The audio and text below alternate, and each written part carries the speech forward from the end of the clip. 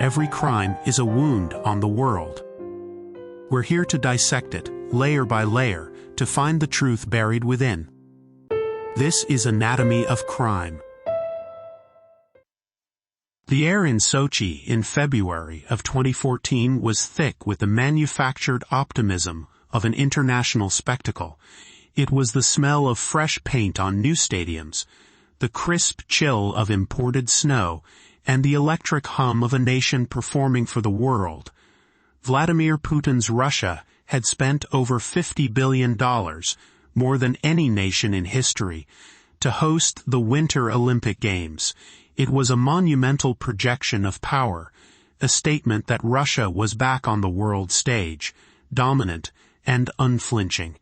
But beneath the veneer of celebratory patriotism, in a dimly lit room tucked away inside the brand-new, state-of-the-art anti-doping laboratory, another kind of performance was taking place. A shadow Olympics, played out not on ice or snow, but in the clandestine exchange of glass bottles and golden liquid. The man at the center of this operation was not an athlete, but a scientist, Dr. Grigory Rodchenkov. To the world, he was the director of the lab, the guardian of fair play, the man entrusted by the World Anti-Doping Agency to ensure the sanctity of the games. But in the secret corridors of the Russian state, he was something else entirely. He was a sorcerer of pharmacology, the architect of a system so audacious, so meticulously planned, that it seemed to belong to the world of espionage thrillers, not international sport. Every night, under the cover of darkness, Rodchenkov would receive a list. It was a list of names, Russian athletes who were to be protected, their urine samples, tainted with a sophisticated cocktail of performance-enhancing drugs that he himself had designed, were liabilities. They were ticking time bombs that could unravel the entire $50 billion charade. His job was to make them disappear.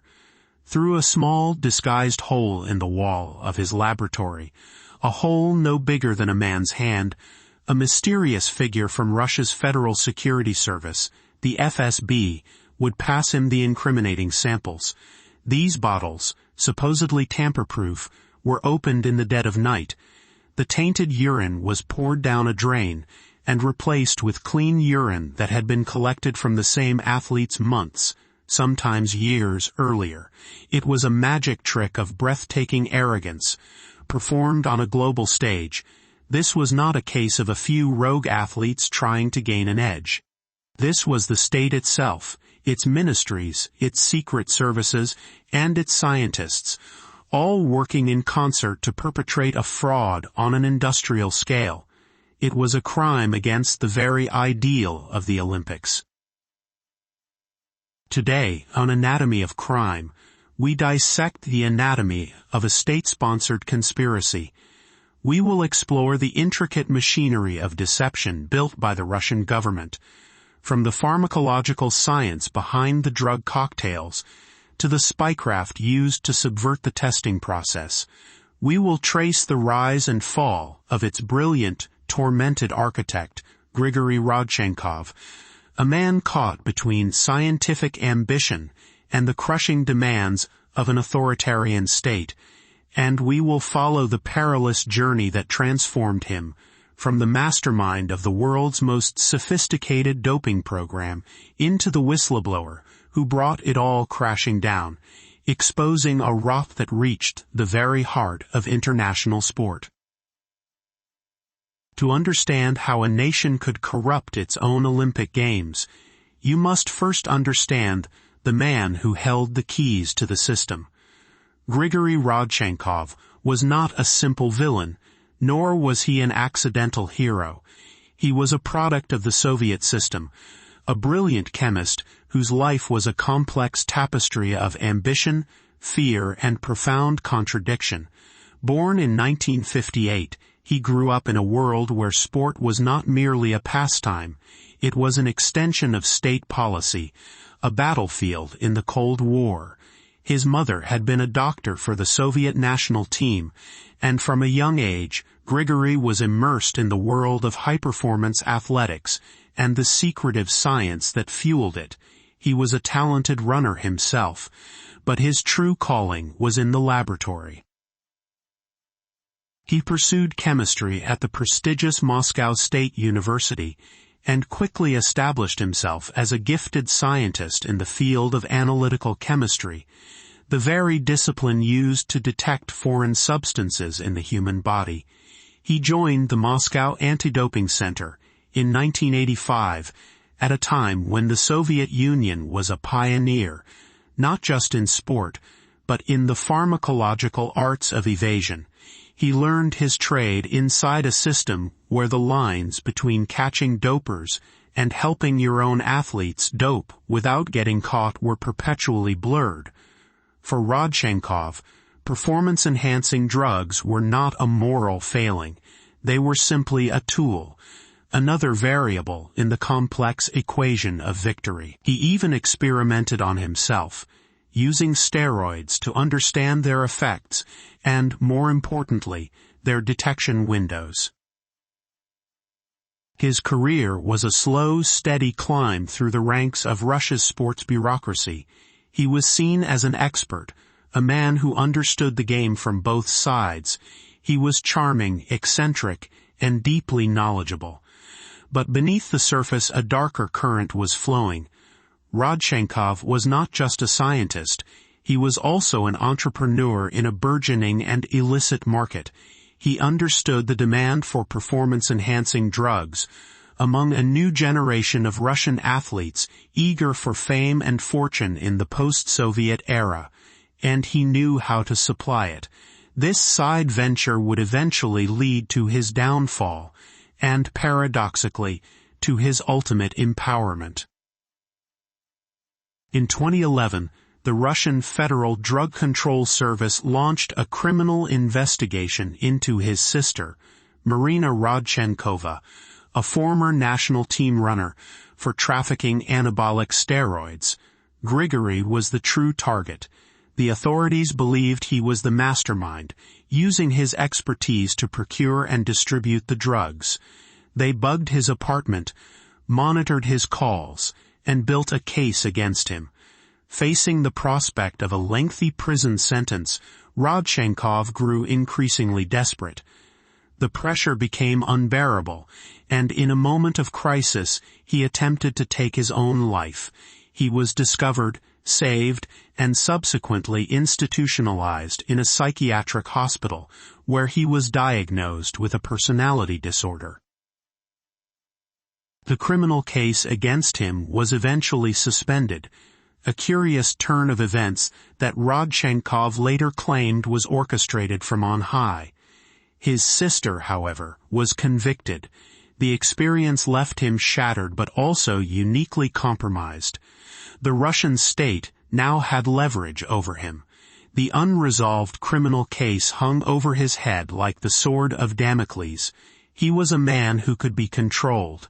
This vulnerability did not disqualify him from overseeing the nation's anti-doping efforts. It made him the perfect candidate. Shortly thereafter, in the lead-up to the London 2012 Olympics, Dr. Grigory Rodchenkov, a man who had just been under criminal investigation for drug trafficking and had been institutionalized, was appointed the director of the very laboratory responsible for upholding the integrity of Russian sport.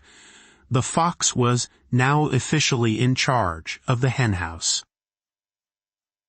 The mandate for this new, compromised director came directly from the top.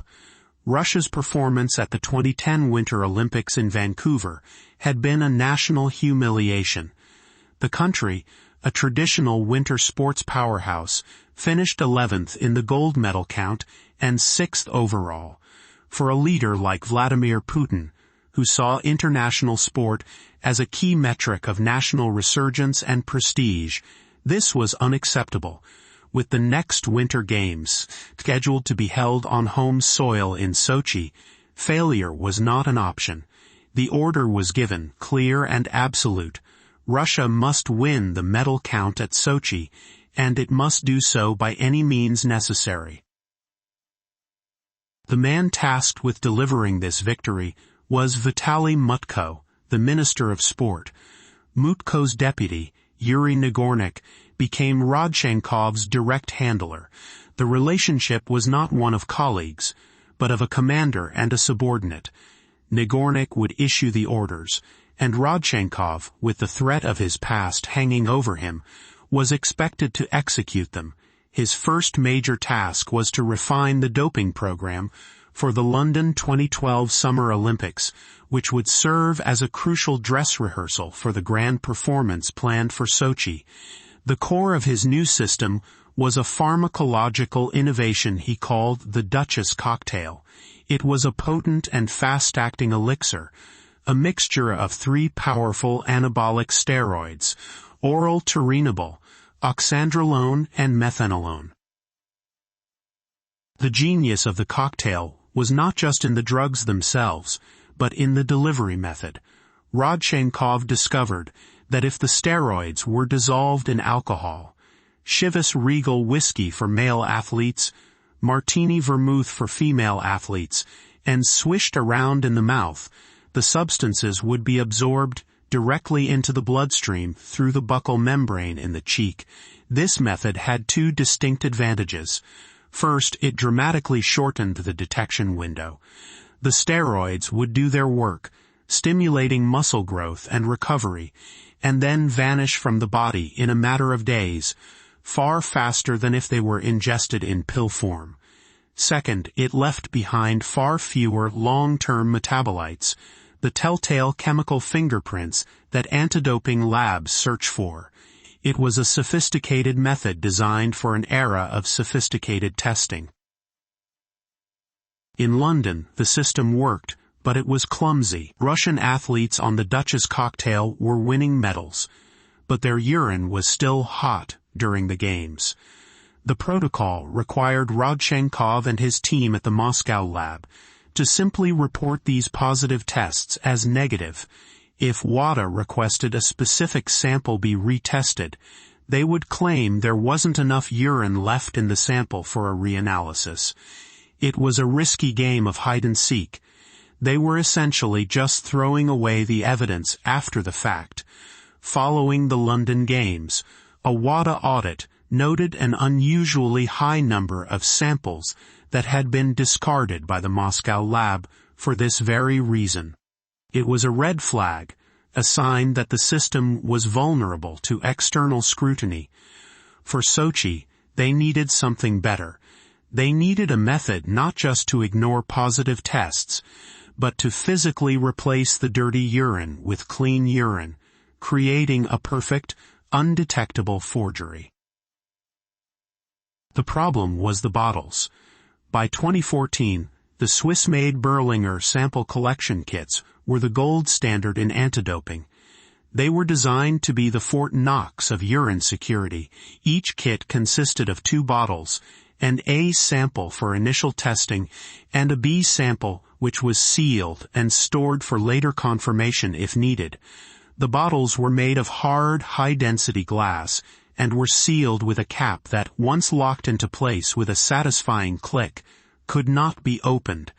The cap featured a serrated metal ring that would shatter if anyone tried to twist it off, providing immediate, visible evidence of tampering. To the outside world, these bottles were impenetrable. For Rodchenkov and the Russian state, they were merely a puzzle to be solved. The solution came not from the Ministry of Sport, but from the FSB, Russia's formidable internal security service. Months before the games, Rodchenkov was introduced to a man he knew only as Yevgeny. This was Yevgeny Blokhin, an FSB officer with a background in engineering. Blokhin showed Rodchenkov how the impossible could be achieved. He had developed a small, handheld tool, a sort of customized dentist's pick, that could be delicately inserted into the cap. With painstaking precision, the tool could be used to hook onto the inner locking ring and gently pry it loose without breaking the outer seal. It was a feat of microengineering that required a steady hand and immense patience. Once the locking mechanism was disengaged, the cap could be removed, the contents swapped, and the bottle resealed. To the naked eye, it would look pristine, untouched. With the method for opening the bottles solved, the rest of the operational plan fell into place. This was the birth of the disappearing positive methodology, a conspiracy of stunning complexity and audacity. The first step was banking clean urine. In the months and years leading up to Sochi, every athlete on the protected list was required to provide multiple clean urine samples during their off-season, when they were not using any performance-enhancing drugs. These samples were meticulously catalogued and stored in freezers, creating a bank of pristine urine ready to be used for the swap. Each athlete essentially had a personal supply of their own clean urine on standby. The Sochi lab itself was designed for deception. It was a split-level facility. The official WADA-accredited part of the lab was where samples were received, processed, and analyzed, all under the watchful eye of international observers. But adjacent to this clean space was a shadow operations room, Room 124, which was kept off the official floor plans and was strictly controlled by the FSB. A small, unassuming storage closet, Room 125, which connected to Rodchenkov's own office space, backed onto this secret room. During the lab's construction, a small hole was drilled through this common wall. During the day, it was hidden by a wood cabinet. At night, it was a gateway for fraud. The nightly ritual was a masterpiece of clandestine choreography. The process began after the last international observers had left the lab. Usually around 1 a.m., Rodchenkov would get a signal that the day's samples were ready. He would go to the sample receiving area and identify the bottles belonging to the athletes on his protected list, which had been sent to him by Deputy Minister Nagornik. He would discreetly move these target bottles to Room 125, the storage closet. He would then pass the sealed, incriminating samples through the hole in the wall to FSB agent Yevgeny Blokhin, who would be waiting in the darkness of Room 124. Blokhin, sometimes with assistance, would then get to work.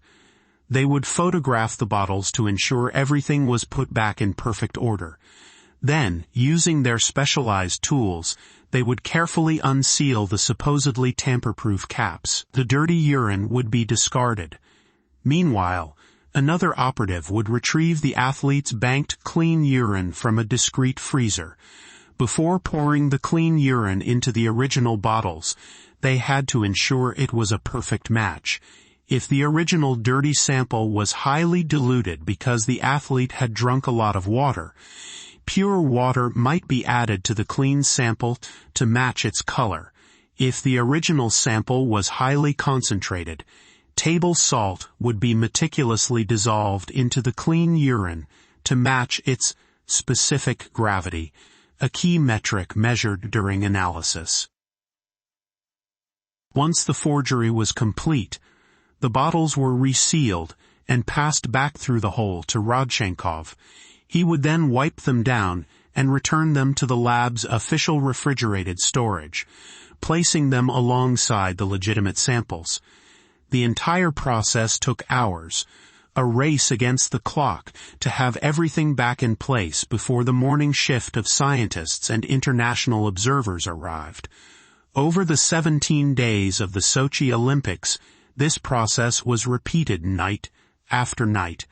By Rodchenkov's own account, well over 100 dirty urine samples were swapped. It was a perfect, seamless system of deception, an invisible assembly line of fraud operating at the heart of the Olympic Games.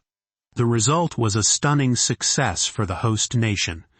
Russia topped the medal table, winning 33 medals, including 13 golds. The nation celebrated, Putin beamed with pride, and Rodchenkov was awarded the prestigious Order of Friendship. He had delivered the victory he was commanded to secure. For a time after the Sochi Games, it seemed as though they had gotten away with it. The operation was a resounding success, and the secret remained locked away behind the walls of the lab, and the code of silence enforced by the Russian state. But the first crack in this monolithic conspiracy came not from a sports official or a government investigator, but from a pair of Russian athletes who had been on the inside. Vitaly Stepanov, an official with the Russian anti-doping agency, RUSADA, and his wife, Yulia Stepanova, an elite 800-meter runner who had been a client of Rodchenkov's doping programs, decided to speak out. Working with the German journalist Hajo Seppelt, the Stepanovs secretly recorded conversations with Russian coaches and officials who openly discussed the state-run doping system. Yulia admitted her own drug use, implicating Rodchenkov directly as the man who supplied her with steroids and advised her on how to avoid detection.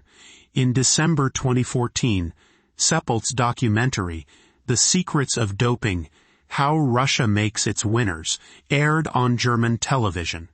It sent shockwaves through the world of international sport.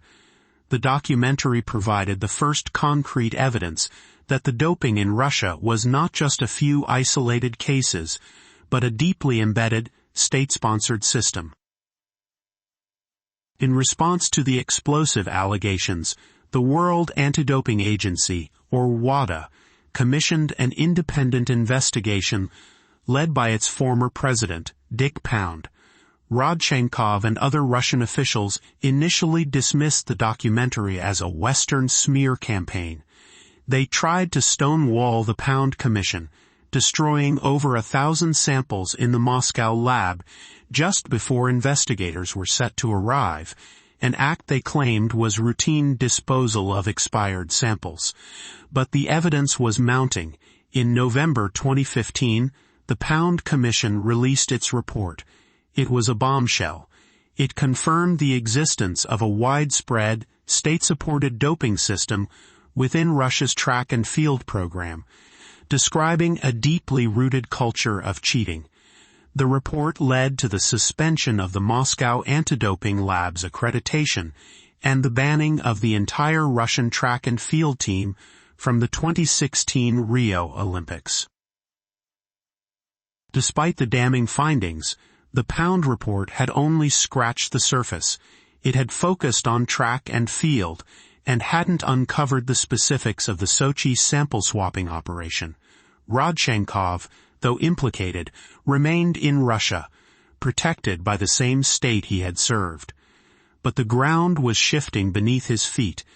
The system he had helped build was beginning to turn on its own. He was being positioned as a potential scapegoat, the rogue director who could be blamed for everything if the full truth ever came out. The paranoia that had haunted him for years began to intensify. Then, in February 2016, his fears crystallized into sheer terror. Within the space of 2 weeks, 2 of his former colleagues, both key figures in Russia's anti-doping establishment, died suddenly and unexpectedly. First, Vyacheslav Sinov, the founding chairman of RUSADA, died. Then, just days later, Nikita Kamayev, the former executive director of the agency, collapsed and died of what was officially described as a massive heart attack. Kamayev had recently resigned in the wake of the Pound report, and as Rodchenkov knew, had been planning to write a tell-all book about the true story of doping in Russia. To Rodchenkov, these were not coincidences. They were messages. He believed the state was cleaning house, eliminating potential witnesses who knew too much. He was convinced he was next. His terror became a catalyst for action. Around this time, he had been in contact with an American filmmaker named Brian Fogel. Fogel had initially approached Rodchenkov for help with a documentary project in which Fogel himself would dope to show how easy it was to beat the system. The project, which would eventually become the Oscar-winning documentary Icarus, quickly morphed into something far more dangerous. As Rodchenkov's world began to crumble, he started to confide in Fogel, slowly revealing the true scale of the conspiracy he had orchestrated. Fearing for his life, Rodchenkov knew he had to get out of Russia. With Fogel's help, he planned his escape. In November 2015, just after the Pound report was released, he resigned his post, boarded a plane, and fled to Los Angeles, bringing with him a treasure trove of evidence, his personal diaries, spreadsheets, and emails that meticulously documented the entire doping program. Safely in the United States, Rodchenkov made the decision to go public. He connected with reporters from the New York Times, and in May of 2016, the newspaper published a stunning front-page story with the headline, "Russian Insider Says State-Run Doping Fueled Olympic Gold." In the article, Rodchenkov laid out the entire Sochi conspiracy in breathtaking detail. He described the Duchess cocktail, the shadow laboratory, the hole in the wall, and the nightly sample-swapping operation conducted by the FSB. He named names, implicating the highest levels of the Russian Ministry of Sport. He was no longer just a source. He was the chief witness, the architect turning state's evidence against his own creation. The story was so incredible, so cinematic in its details, that it was met with a mixture of shock and disbelief. But Rodchenkov had the receipts. The world now had the blueprint of the crime. The next step was to find the forensic proof. The fallout from Rodchenkov's revelations was immediate and seismic. The International Olympic Committee and WADA were now faced with a scandal that threatened the credibility of the entire Olympic movement. They could no longer ignore the evidence. WADA appointed a Canadian law professor and respected international investigator named Richard McLaren to lead a new independent investigation. His mandate was specific and narrow: to corroborate the claims made by Rodchenkov in the New York Times and to determine if there was a state-sponsored system of subverting the doping control process. McLaren was given just 57 days to complete his initial investigation before the start of the 2016 Rio Olympics. McLaren and his team of investigators faced a monumental task. Russia denied everything, painting Rodchenkov as an unstable, discredited criminal who was acting alone. They refused to cooperate, barring investigators from accessing the Moscow lab. McLaren's team had to find a way to prove the conspiracy without access to the primary crime scene. Their strategy was to focus on the one piece of evidence they could get their hands on: the supposedly pristine urine samples from the Sochi Games, which were stored at the WADA-accredited laboratory in Lausanne, Switzerland. If Rodchenkov's story was true, the proof would be on the bottles themselves. The investigation became a masterclass in forensic science. McLaren's team knew they couldn't simply retest the urine for steroids. Rodchenkov's entire system was designed to ensure the urine itself was clean. The evidence of the crime was not in the liquid, but in the container. They assembled a team of experts who, using high-powered microscopes, began to painstakingly examine the inside of the Berlinger bottles. What they found was staggering. On the inside surface of the caps of bottles belonging to protected Russian athletes, they discovered tiny, almost invisible scratches and marks. These marks were located near the internal locking rings.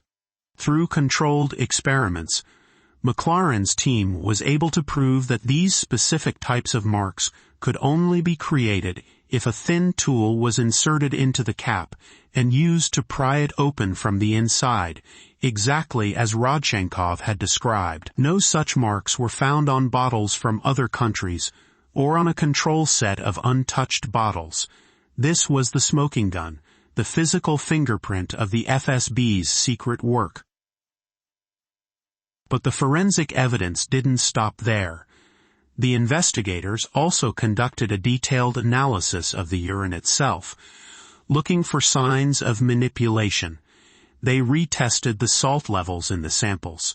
In the urine of several Russian medal winners, they found levels of salt that were physiologically impossible for a healthy human being. In one case, the salt concentration was more akin to seawater than urine. This confirmed Rodchenkov's claim that table salt was added to clean urine to match the specific gravity of the original concentrated dirty sample. The forgers had overdone it, leaving behind a chemical signature of their tampering. The most damning evidence of all, however, came from DNA analysis. When an athlete provides a urine sample, tiny amounts of their epithelial DNA from the urinary tract are shed into the urine. In a legitimate sample, all the DNA should belong to a single individual. But when McLaren's team analyzed the DNA in several of the suspicious Sochi samples, they found DNA from multiple individuals within a single BE sample bottle. In one case, they found the urine of a female athlete that contained male DNA. This proved that the samples had either been contaminated during the swapping process, or that clean urine from two different athletes had been mixed together in a desperate attempt to create enough volume for the swap. In two cases involving female ice hockey players, the DNA in their samples actually belonged to different women altogether, proving conclusively that the urine in the bottle was not the urine provided by the athlete whose name was on the label. In July 2016, just before the Rio Games, McLaren released the first part of his report. It was a categorical vindication of Grigory Rodchenkov. The report confirmed with forensic certainty the existence of the disappearing positive methodology and a state-directed system that spanned at least 4 years. From late 2011 to 2015, it detailed the involvement of the Ministry of Sport, the Center of Sports Preparation of National Teams of Russia, the FSB, and both the Moscow and Sochi laboratories. The second part of the report, released in December 2016, expanded on these findings, concluding that over 1,000 Russian athletes across more than 30 summer, winter, and Paralympic sports were involved in or had benefited from the cover-up. The scale was breathtaking. The consequences were unprecedented. The International Olympic Committee, though criticized for its hesitancy, was forced to act. Dozens of Russian athletes who competed in Sochi were retroactively disqualified and stripped of their medals. Russia plummeted in the official Sochi medal table. The nation was formally banned from the 2018 Winter Olympics in Pyeongchang, with a select few athletes who could prove they were clean allowed to compete under a neutral flag as Olympic athletes from Russia. Further sanctions and bans followed, turning Russia into a pariah state in the world of international sport. Throughout it all, the Russian government has maintained its position of absolute denial. They admit to some failings in their anti-doping system, but have steadfastly rejected the McLaren report's central conclusion of a state-sponsored conspiracy. In their narrative, Grigory Rodchenkov remains the singular villain, a rogue chemist, a liar, and a traitor who masterminded a scheme for personal gain and then defected to the West to smear his homeland. Rodchenkov, meanwhile, entered the United States Witness Protection Program. His life forever changed. He lives in an undisclosed location, a man looking over his shoulder, the ghost at the feast of international sport. The case of the Russian doping scandal is ultimately a story about the collision of ambition, science, and the absolute power of the state. The final outcome is a fractured landscape. Russia, despite forensic proof and a mountain of corroborating evidence, continues to deny the existence of a state-sponsored program. The international sporting bodies, while issuing unprecedented sanctions, have been criticized for not going far enough, for allowing political and financial considerations to temper their response. Dozens of medals were stripped and reallocated, rewriting the history books of the Sochi Games. But for the clean athletes who were cheated out of their Olympic moments, that justice is forever belated. Many of the Russian officials who oversaw the system, including former Minister Vitaly Mutko, have faced sanctions, but have largely evaded any legal consequences within Russia, some even receiving promotions. The anatomy of this particular crime, the anatomy of a state-sponsored conspiracy, is unique in its scale and its methods. It wasn't simply about individual athletes making a poor choice.